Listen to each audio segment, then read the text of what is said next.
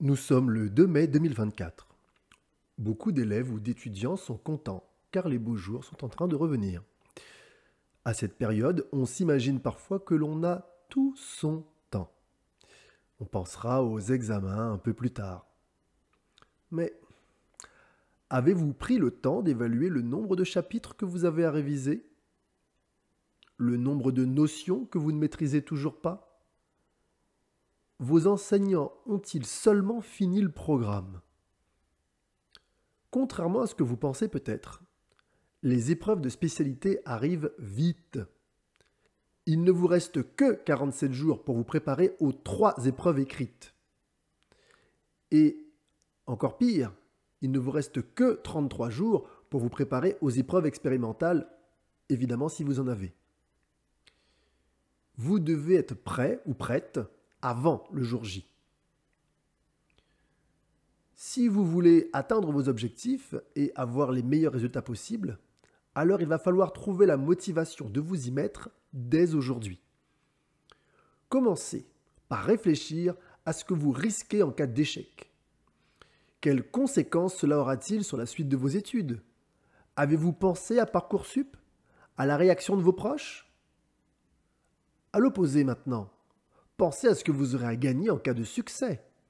Comment serez-vous perçu par les autres et par vous-même? Quelles options supplémentaires cela vous offrira-t-il? Savez-vous que les meilleures mentions permettent d'obtenir des récompenses financières? Alors certes, vous ne le faites pas pour ça, mais y avez-vous pensé?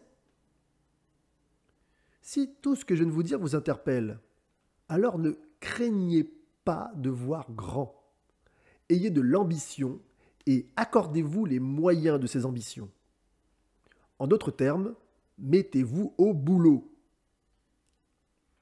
Faites-le dès aujourd'hui, car plus on s'organise tôt, et moins on risque de se retrouver submergé à cause d'une surcharge de travail que l'on aura trop reportée.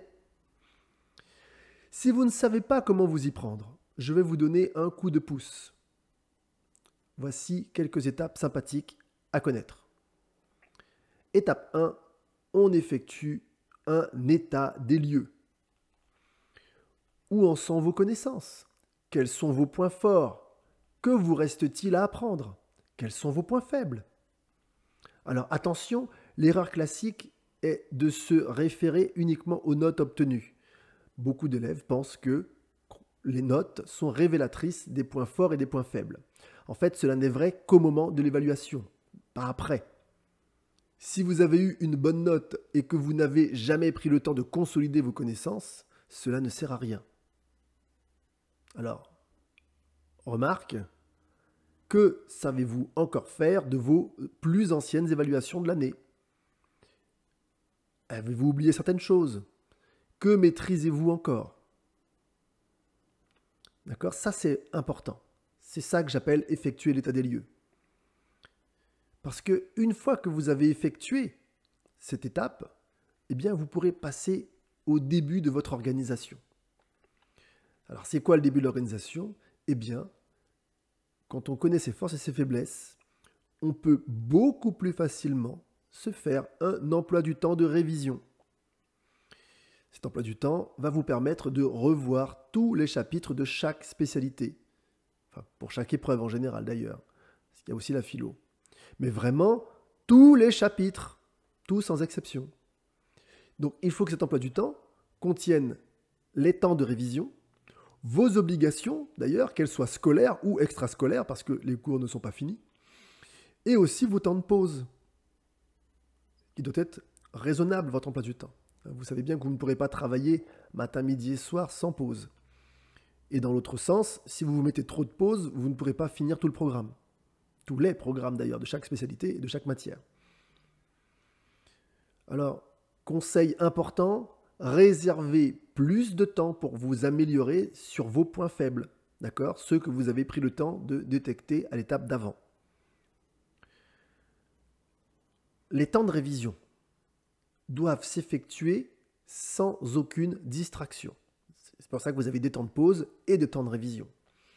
Donc, pendant le temps de révision, pas de téléphone mobile, Pas de réseaux sociaux, pas de télévision, pas de jeux vidéo, pas de tablette, pas de films.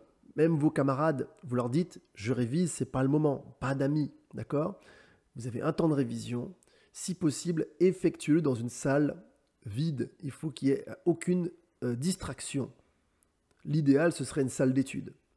Car avec une salle totalement vide, eh bien, vous n'aurez pas le choix, vous serez obligé de vous y mettre. Voilà. Ce podcast était la première étape d'une série intitulée « 30 jours pour se préparer au bac ». Sciences Pro a décidé de vous accompagner du 2 au 31 mai 2024 en vous partageant des conseils pour vous motiver, pour vous organiser et dans les matières scientifiques, vous donner des conseils méthodologiques. Il y aura d'autres podcasts, des vidéos de cours ou d'exercices et enfin au moins un événement en direct. Abonnez-vous et activez la cloche pour être notifié. Je vous dis à demain.